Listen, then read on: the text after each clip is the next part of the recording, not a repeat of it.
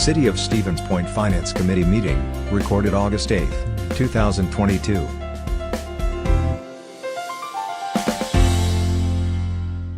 Good evening, everyone. Hello. It's a beautiful evening. Welcome to the Finance Committee meeting for August 8th, 2022. The first item on our agenda is roll call. We have? Morrow? Here. Shore? We don't have a quorum. Nope. One moment, please. Well, that's a conundrum. Actually, with three you do. Yeah, Three? just Yeah, we you have should be good. three. Yeah, we got a quorum. Shore is excused? No. No, I don't know where he is. Carlson is excused, though. Yes. Yeah, Johnson? I am here. Dalton? Here. Three is a quorum. You're good to go. What a team. Thank you for being here. Heavy on the left. What's that? Heavy on the left side. Don't let anyone ever say that finance isn't fun. All right, this evening we've got a unique situation. We are going to be listening to our 2021 audit report. I know everyone's thrilled about that. I am, and we have Carla online, and she's going to run through that for us. After that, we will be recessing until after the other committee meetings so that we can complete the rest of our business a little bit later on. So at this time, I'm going to hand everything over to Carla, and she will be providing us the audit report from Baker Tilly. And Carla, I guess, do you want us to ask questions as you go, or would you prefer that we save them for the end? I will pause periodically and open it up for questions, so I'll prompt you for that. All right, wonderful, thank you. Go ahead, floor is yours. Well, thank you and good evening. I appreciate the flexibility in allowing me to present virtually. I am Carla Gogan. I'm the partner on the City of Stevens Point's financial audit. And tonight we are going to go through the financial results. We provided numerous deliverables as a part of the audit process. We provided the audited financial statements. I'm not going to pull that up just in the interest of time.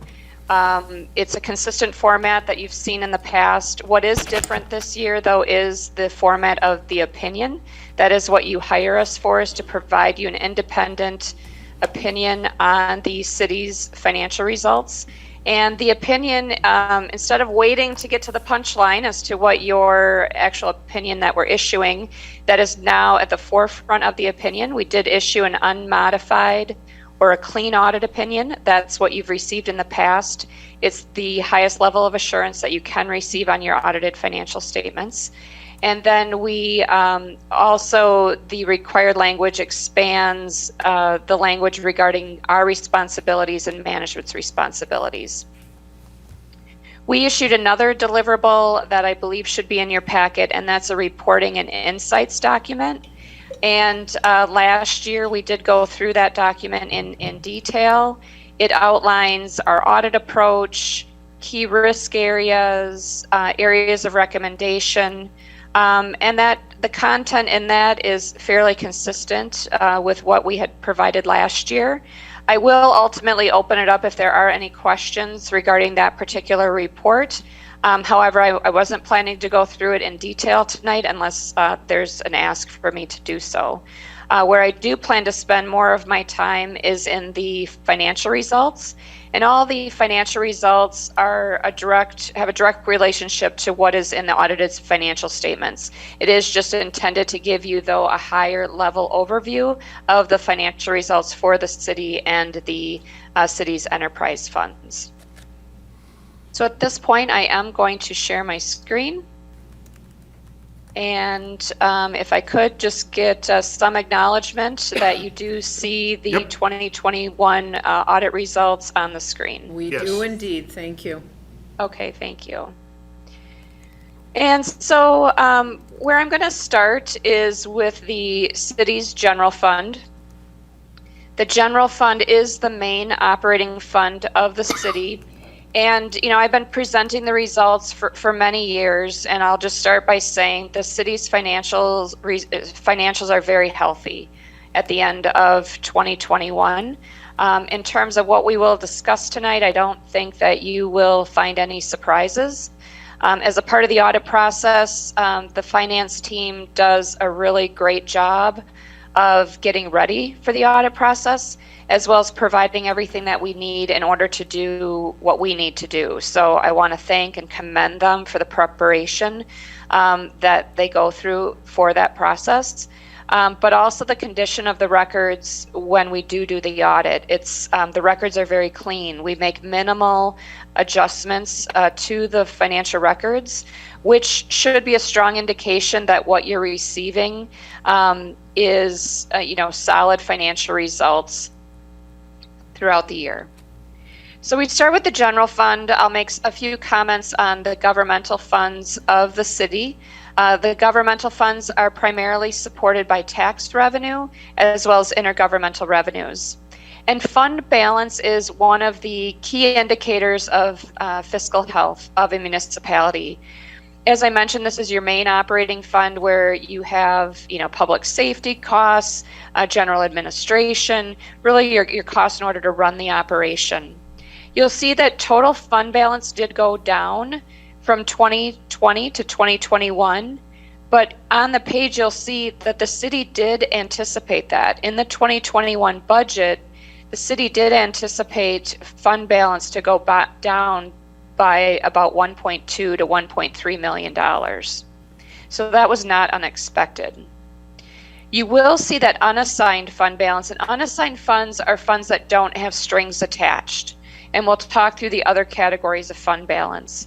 But you'll see that actually went up by about $400,000, $400,000 to $500,000. So even though total fund balance went down, your unassigned fund balance went up. And on the next slide, we'll talk about how this compares to your fund balance policy. Your assigned fund balance stayed consistent from 2020 to 2021, and it's made up primarily of monies that were assigned for the 2022 budget, as well as the payment in lieu of tax from the utility. Restricted funds are consistent, and these are primarily made up of donations. So as donations are made, it's anticipated that those donations will be used for the purpose for which they were donated to the city, and that's why they're restricted. Non-spendable funds are funds that are not readily liquid, and a good portion of this is related to the TIF number 6 advance. So since the city does have the cash available, it has advanced funds to TIF number 6. And at the end of, or in 2021, that advance from 2020 to 2021 went down.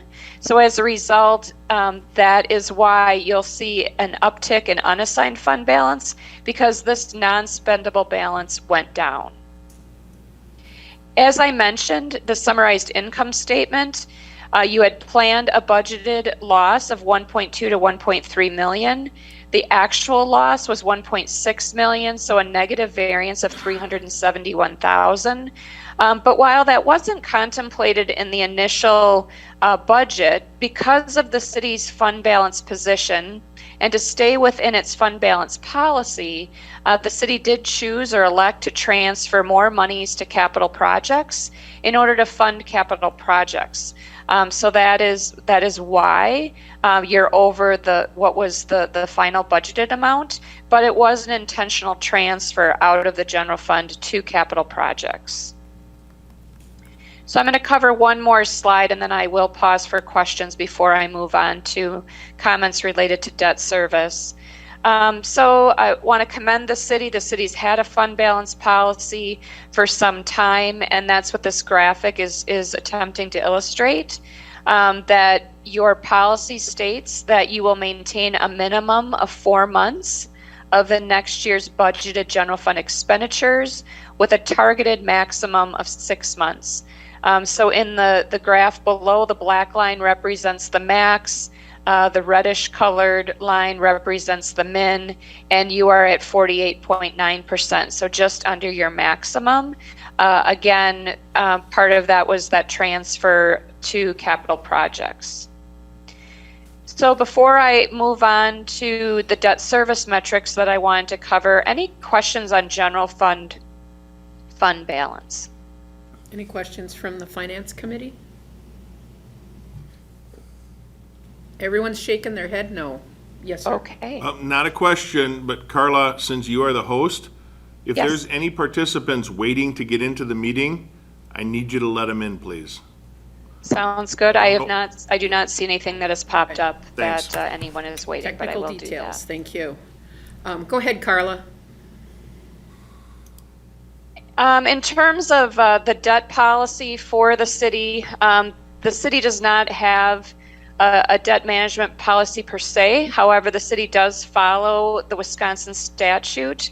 The statutes state that outstanding general obligation debt or debt that is secured by the taxing authority of the city cannot exceed 5% of the equalized value of the city. And so the equalized value, you can see, has steadily increased over the last 5 years. It's gone up approximately 19%. And the green line represents the amount of GO debt outstanding. And the 5-year average was 28 million, which is where you're at approximately at the end of 2021. The city, you're at 25% of your debt limit, which is very healthy. Down below, we do show of the GO debt outstanding. A small portion of this is related to utility projects. Of the city's portion, 49% of this, or about 13.8 million, is related to the TIF districts. So it is intended that the TIF districts will generate the necessary increment in order to pay the debt service related to that activity. So you're in a very healthy, not only fund balance position, but also a very healthy debt service position. The utilities do have 32.6 million outstanding in revenue debt, and that is secured by the revenue streams of the utilities. The next page is just a representation of the non-capital expenditures, and we take capital expenditures out because capital expenditures will fluctuate greatly from one year to the next. And we compare the total principal and interest paid in relation to those non-capital expenditures, and anywhere around 20% is a reasonable and recommended range. Again, it may fluctuate up from time to time depending on the repayment schedule, but there's nothing here that should cause any concern. The next, and I appreciate that the print here is relatively small. The city has 9 active TIF districts, and so the following 3 pages do represent the TIF activity, and I'll just share with you for one of the TIFs, what we're trying to represent here, present. The first being just the total sources of funds, and so this is over the life of the district, all the revenue that has come in, including any long-term debt issued. And then it outlines all the expenditures, including any capital cost, debt service requirements, any subsidies to any other TIF districts, to get to any fund balance. And then ultimately it does show for each TIF district what debt is outstanding for the TIF. And then down below talks about the dates of creation, last dates to incur costs, and the last dates to collect increment. So this is more just for your informational purposes, just because the city does have a fair number of TIF districts.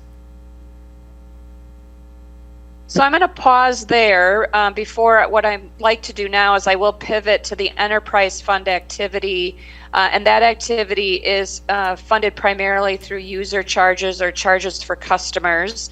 And I know Jody Dobson typically covers this information with the various utility committees, but I'll give you a high-level overview tonight to the Finance Committee, but I'll pause here for a moment in case there are any questions at this point. Any questions? No. Carla, I just want to make sure I wrote this down. You said 13% of our debt capacity is tied to TIFs. Did I write that down accurately? And maybe I misspoke. The actual percentage that is 49%. Okay. So 49% of the 25%. So Okay. 49% of that is related to TIF, and Okay. 51% of that outstanding is related to the city. Don't know where I got the 13%. It was 13 million. 13 million. There we go. Yes. Got it. Yep. It's 13.8 million was related to TIF. Sorry about that. I wanted to make sure I understood it. Thank you. I don't think anyone else. That's another question for me. Oh. Is that a pretty common ratio for the ratio of TIF debt to other capital general debt? For I would municipalities? say, I'll comment on the debt overall. I would say for municipalities of your size, sophistication, and TIF activity, to be at 25% of your debt limit would be low in comparison to your peer group. So the percentage that's allocated to TIF, it's hard to say because each community is different.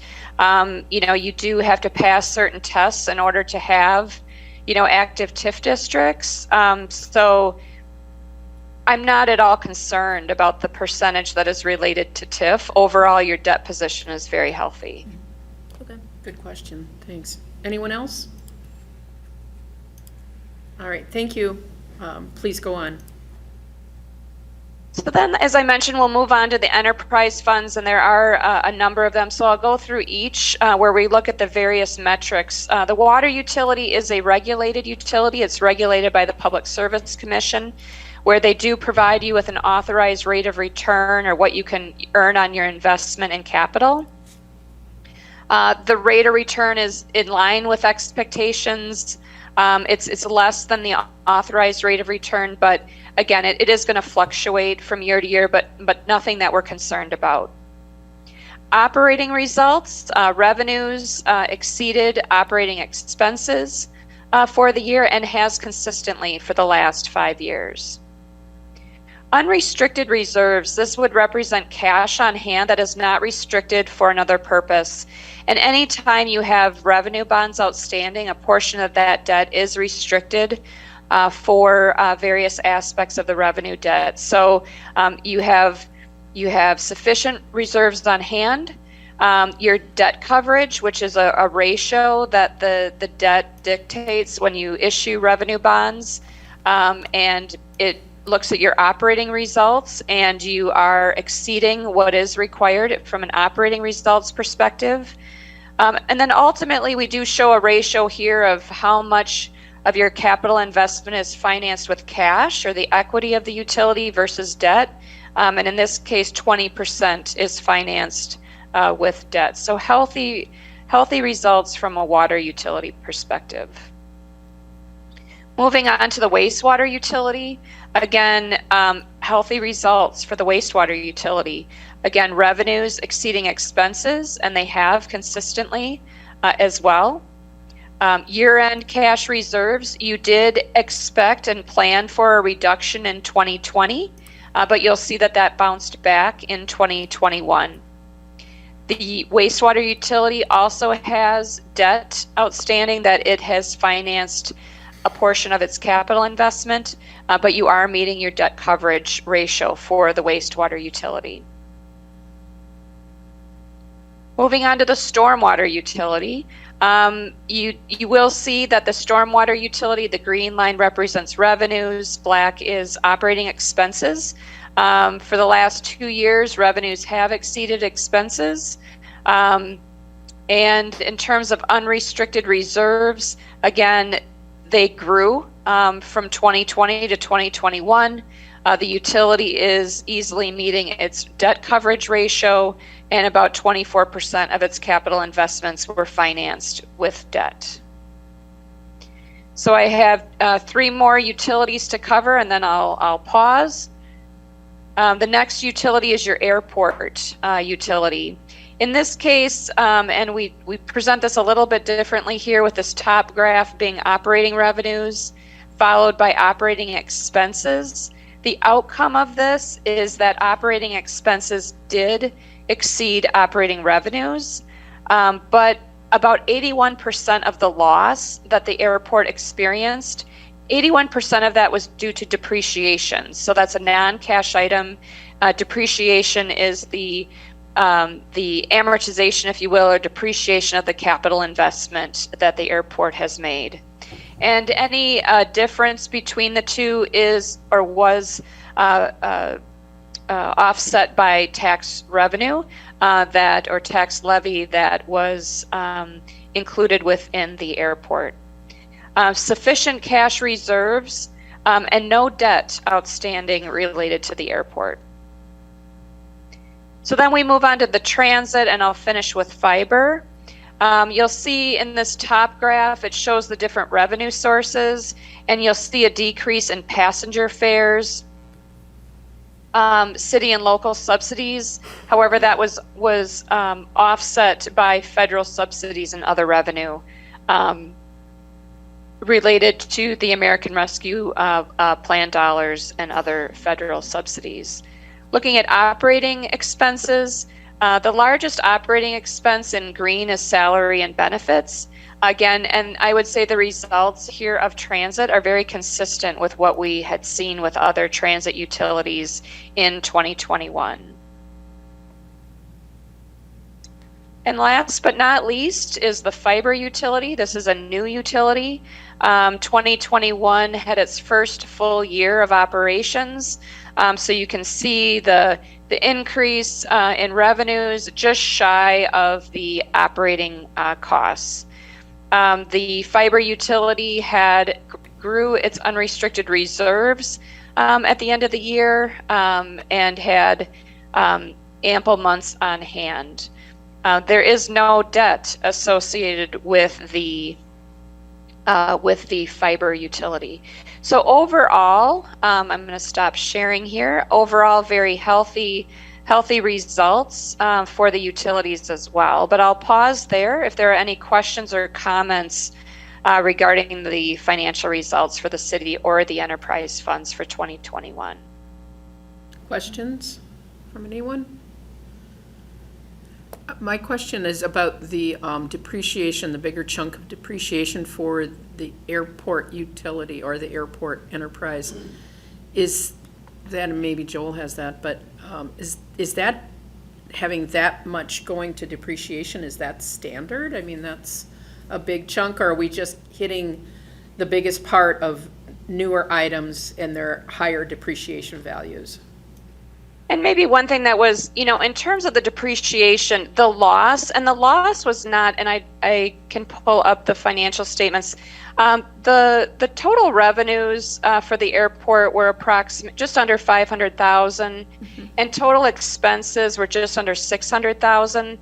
So the loss is around $100,000. So when I'm saying 81% of that, about $81,000, of that loss is attributable to depreciation expense, which again, depreciation expense is based on the useful lives of the utility. So again, I'm not concerned, frankly, about that. But again, if Joel has any additional comments, I'd welcome them. Yeah, I always find depreciation an interesting expense. And frustrating, right? 'Cause Yeah, where does it go, administrating, right? yeah. Yeah. The other thing to work into that is that several months back when the runway project, the numbers came up, we actually modified the 2022 capital versus what was approved Right. last year to account for $100 and some thousand more. Okay. So that probably has to do with it too. But we're in a couple really strong years of capital here, which means our depreciation expenses are gonna be pretty high for a Sure. while. Yeah, Yeah. thanks. I Yep. just wanted to confirm that, so. Yep. I mean, Thank you. The fence isn't devaluing the airport, is it? Is it what? Well, it still will depreciate. You are. Yeah. It's cute. Sorry, no. All right, Carla, please go on. Thank you.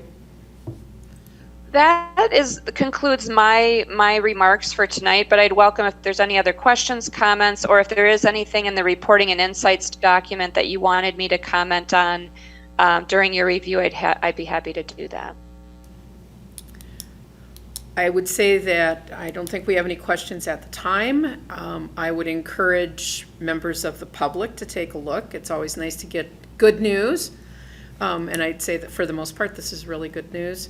And for everyone else, if you have questions for Carla, please talk with Carrie, reach out to Carla. I think we can make connections. So thank you so much for your Yes. time.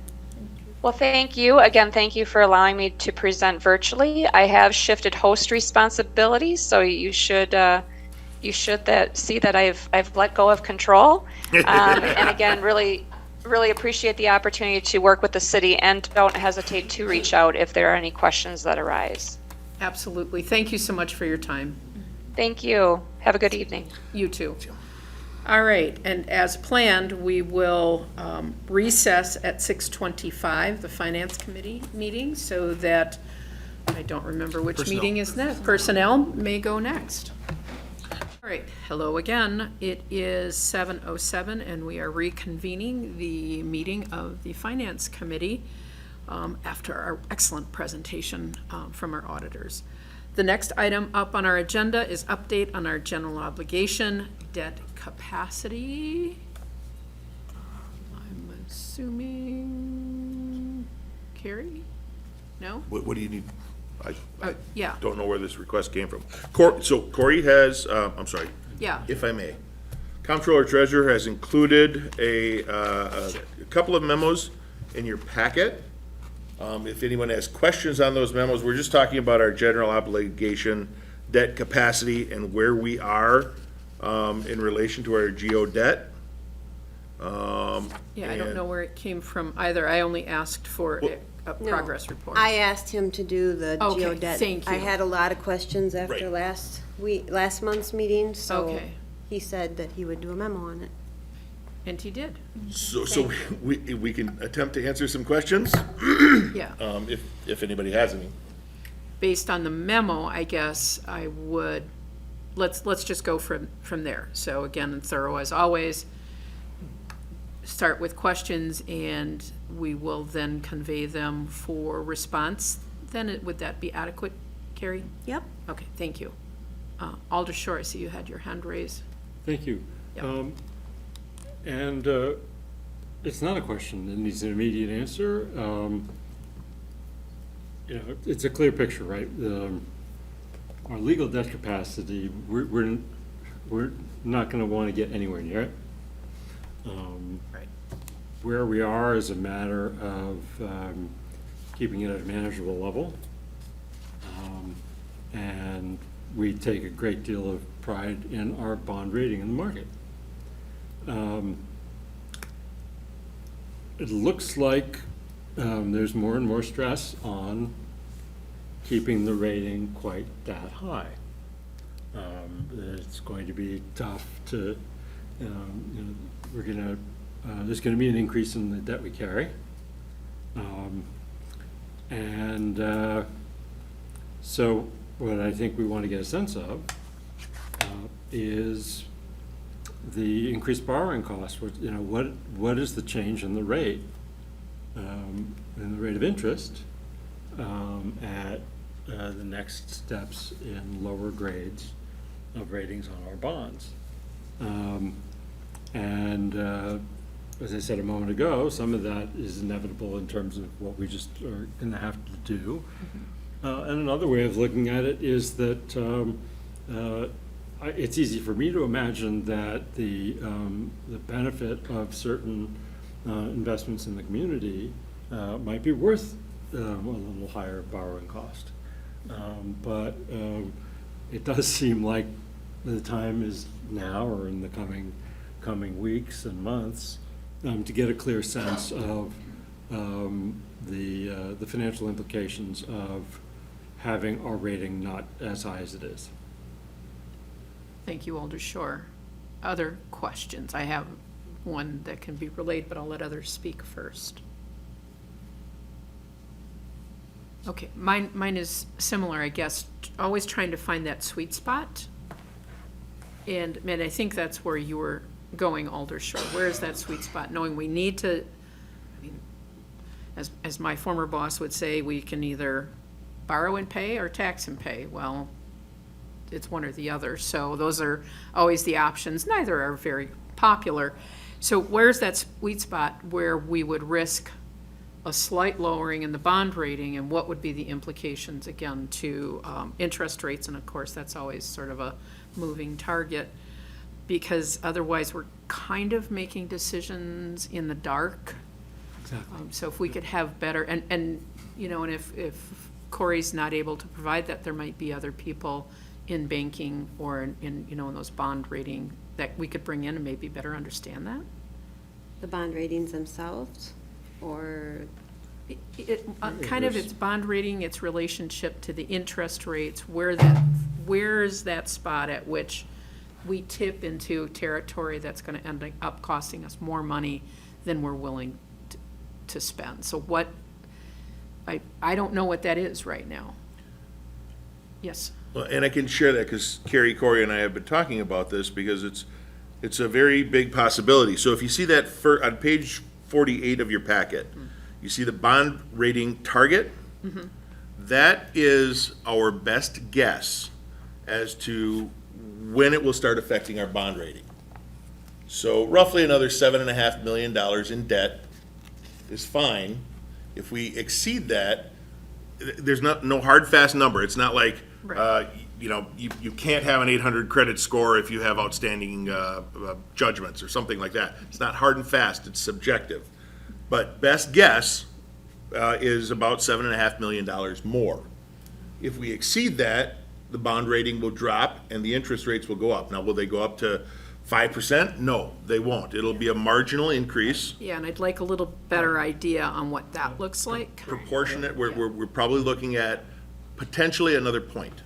But I think we also have to factor in, I'm sorry, I'm speaking out of turn, I didn't ask if anybody else, that was rude.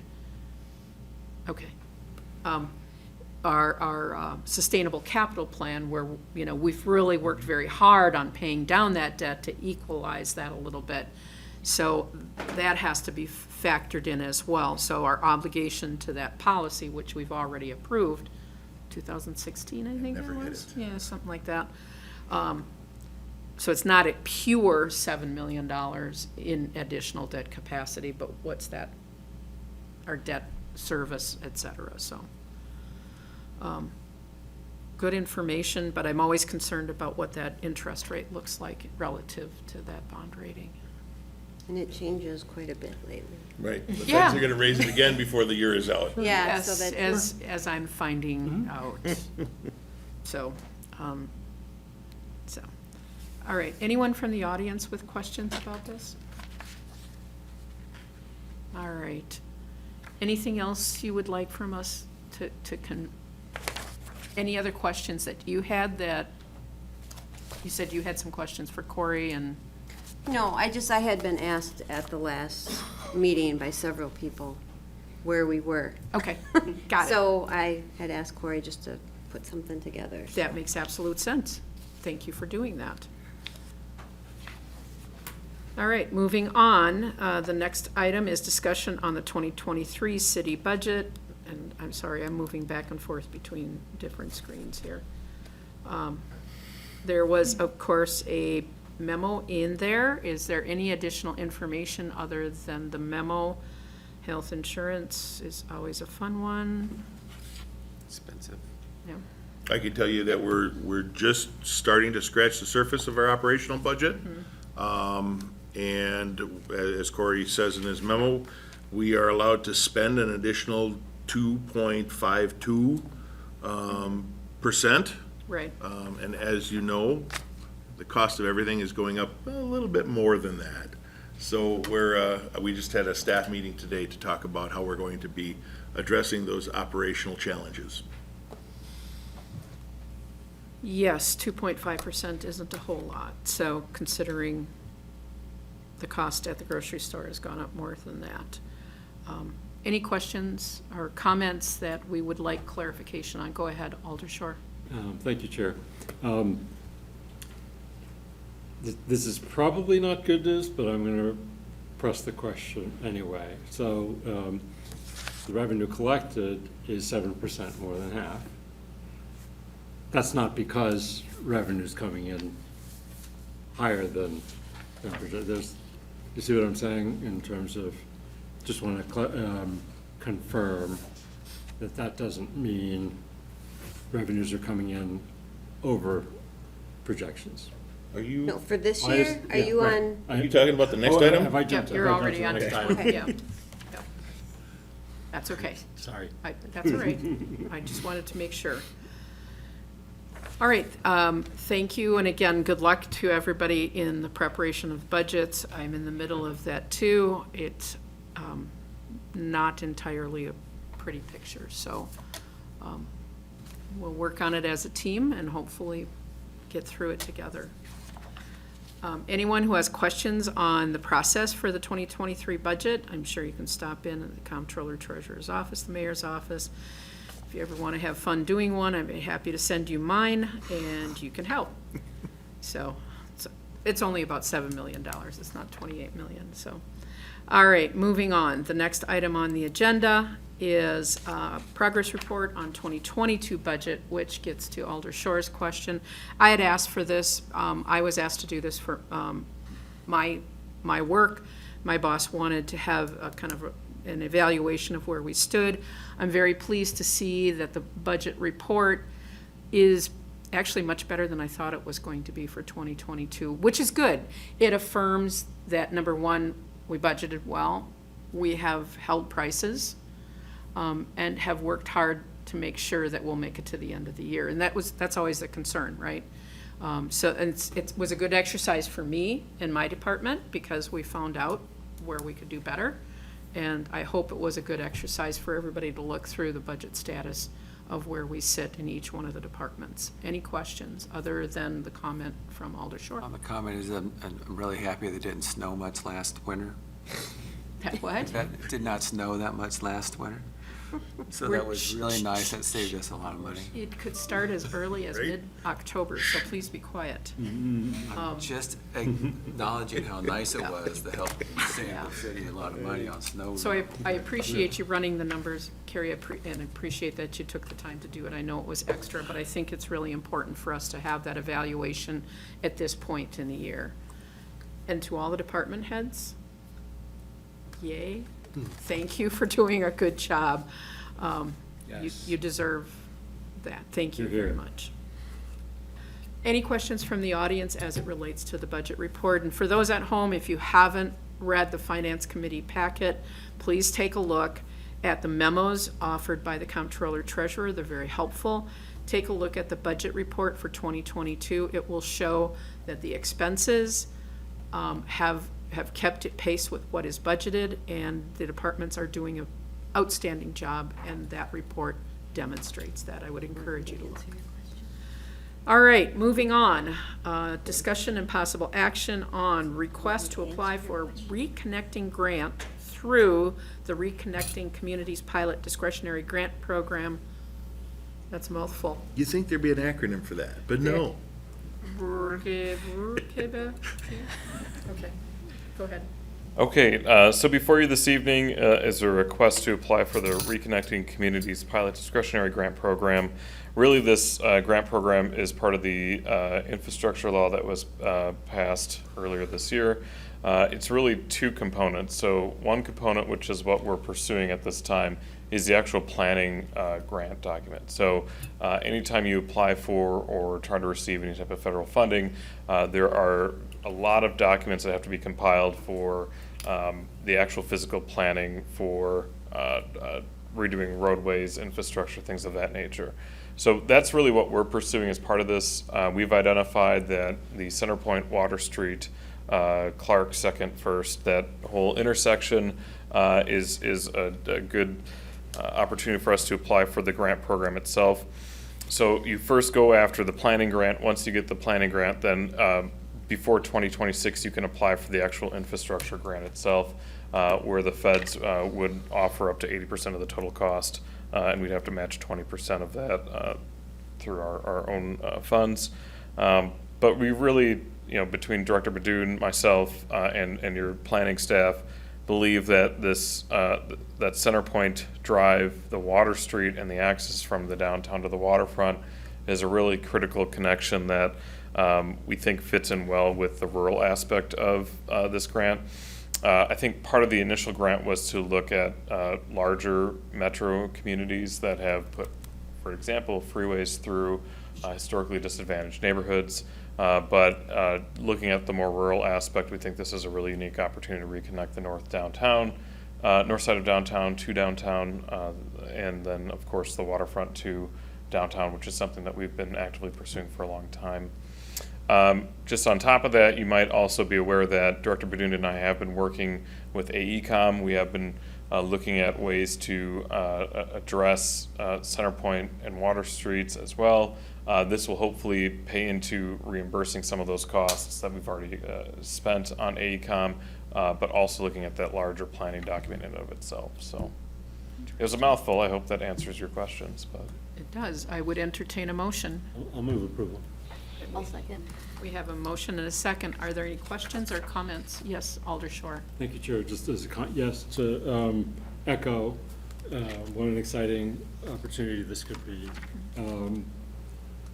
We have talked a lot, not so much lately, about the troubled relationship between downtown and the riverfront.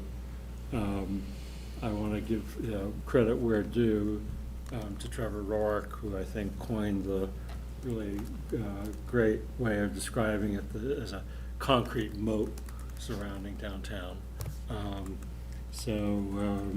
This looks like a great potential opportunity to figure out how it could be better. Thanks. Any other questions? Anyone from the audience? All right. We have a motion on the floor and a second to approve applying for the Reconnecting grant through the Reconnecting Communities Pilot Discretionary Grant Program. All those in favor, please say aye. Aye. Anyone opposed would be no. Abstentions? Motion carries. Thank you.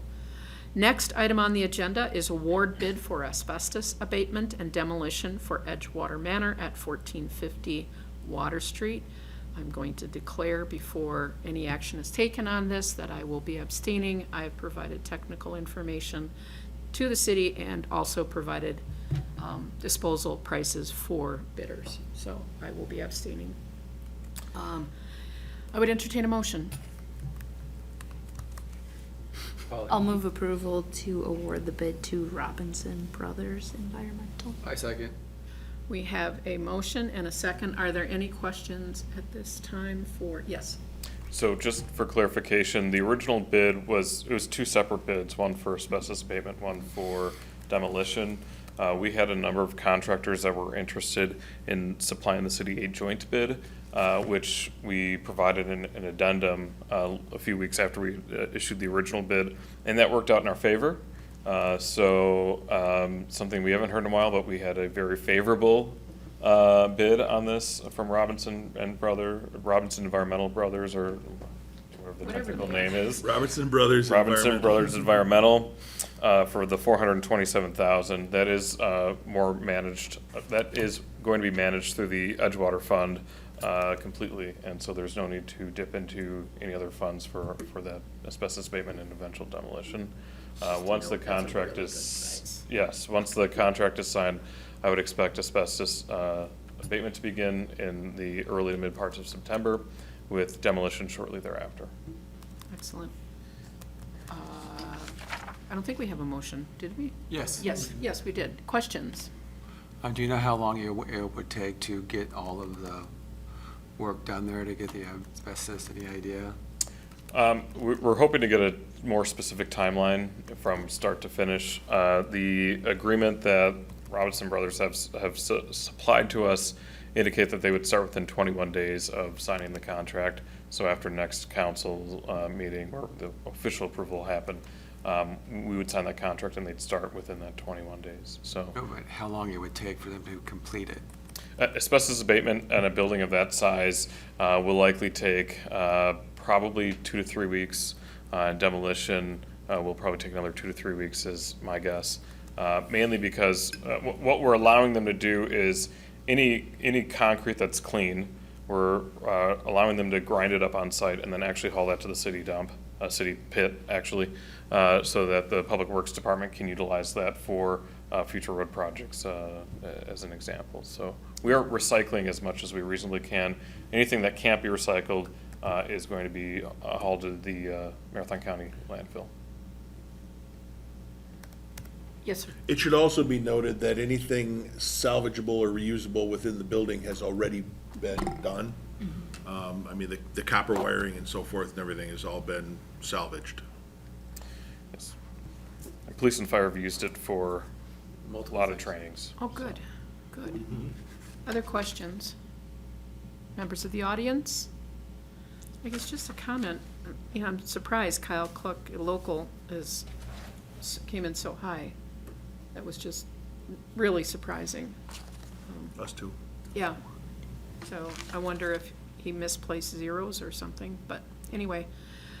All right, we have a motion on the floor and a second to award the bid for, the joint bid for asbestos abatement and demolition to Robinson and Brothers Environmental, or whatever the name is. Robinson entirely. Brothers Environmental Incorporated. Robinson Brothers Incorporated. All those in favor, please say aye. Aye.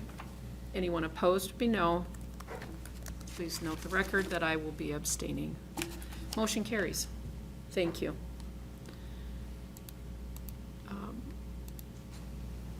We're going to, if no one is, Yep. is he here? Just Oh, he just- walked in. Whoa. That was like perfect timing. Wow. I, Tell us more about I delayed that long enough to give you a chance. All right. The next item on our agenda is approval of financial and usage agreements with major users of Community Stadium, KB Willett Arena, and Gerke Park.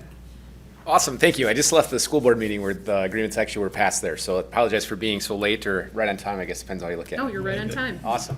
What you have in front of you is, as you recall from the presentation a few months ago, we had reached letters of understanding with the 3 educational institutions, but they were not legally binding agreements. So where we're at in this process is each school has their own corporate counsel. We went through the different legal reviews. The city attorney has done the review here for us as well. This is a formal, actual legal binding agreement that shows the operational payments as well as the capital payments for the debt service, and also shows what they get in exchange and what the city is going to provide. So really the quickest summary of this is that they're 15-year agreements in which 10 years is locked in right away, and then a 5-year period of time or advance notice must be given if they would want to exit the agreement. So in addition to that, if they would not take the full 15-year term, they must pay the capital 15-year pledge, so that any of the debt service that we're taking on for the improvements, they're not just releasing to the city. Operationally would be different, obviously. If they're not using the facility, then we wouldn't have those operational expenses. If they elected to come off of the agreement after the 10 years, that part would go away. The intent is that they can continue to renew, so we'd have a long-standing agreement, and this would be the first time where we actually have more than just an annual review, so we don't have to worry about our major users walking away, essentially. The other big element in these agreements is they talk about the priority ranking. So previous to this, we kind of just put everybody together and made it work. Now it actually spells out that who goes first, who goes second, who goes third, and how that works. And then that largest element that kind of bundles everyone together is there is a large reciprocity agreement included in this. So the university's improvements that'll happen at their facility, all of our users as well as city groups will be able to go over and use those for free in exchange of what they're using here for the fees that we have. So staff has reviewed them, the city attorney's reviewed them, we're recommending approval, and this will really allow us to move forward confidently now with the rest of the improvements in addition to what's already happening now currently. All right, I would entertain a motion. I'll move approval of the financial and usage agreements. I second. All right. Any questions from members of the committee? I think this is just this is just a once-in-a-lifetime thing I think that we're gonna have here, and it's just, I've heard more comments about this than anything I've heard in years. There's a lot of folks that are really looking forward to it. To finally have a world-class, world-class facilities here, I think it's just gonna be great. Anyone else? Alder Shore, please. Thank you, Chair. Yeah, the planning for this large and ambitious project took a lot of work. The fundraising and coordination among all the players took a lot of work. And clearly these agreements just in and of themselves took a lot of work. And so thank you to you and your staff. Yeah, I was going to say the same. It's so unique and novel. It just is really Took a lot of thought, a lot of work, and kudos. Thank you. Anyone from the audience, any questions? All right, we have a motion on the floor and a second. All those in favor of the approval of the financial and usage agreements, please say aye. Aye. Anyone opposed would be no. Abstentions? Motion carries. Next item on the agenda is approval of paid claims. All those bills that we've already paid, we want to make sure everyone has a chance to see them. I would entertain a motion. I move approval of the claims paid. And we will give the second to Dalton. Don't fight, kids. Any questions about the claims that have been paid? All right, anyone from the audience? Excellent. We have a motion on the floor and a second to approve the claims that have already been paid. All those in favor, please say aye. Aye. Anyone opposed would be no. Abstentions? Motion carries. Item 10 is adjourn into closed session approximately 7:25. Wow, that is very Right? close. I wasn't gonna say That anything. never happens. We were only 4 Ever. minutes off. Dan would have before been we on come back time. into session, too. Wow, never, ever happens. Pursuant to Wisconsin statute 19.85, paren 1, paren E, for the purpose of deliberating or negotiating the purchase of public properties, the investing of public funds, or conducting other specified business whenever competitive or bargaining reasons require a closed session on the following. A, discussion and update on a possible development agreement for a property located within tax incremental finance district number 13. B, discussion and update on a possible development agreement for a property located within tax increment finance district number 10. And finally, C, discussion and update on possible purchase of properties and other possible agreements, of said property within the town of Hull. Are we going to need to take action out of closed session? No, so we can adjourn in closed session. We don't need action on any of these tonight. All right, so we will be adjourning in closed session. Anyone who is hanging on and our videographer may go on with their lives. Did you see Seth's smile? Yeah, it was a big smile. I ain't gotta sit around. Yeah, for the members of the public, you cannot see our videographer. He's been very patient and always very patient, and he was just told he's dismissed, so he's happy. So I would entertain a motion. So moved. I second. All right. We generally do a roll call, so I would ask for that. Johnson, Yes. Morrow, Yep. Shore, Aye. Dalton. No. We have a majority in yes, and we will move into closed session. It is 7:34. A video of this meeting is available for viewing on the city's website, stevenspoint.com/videos.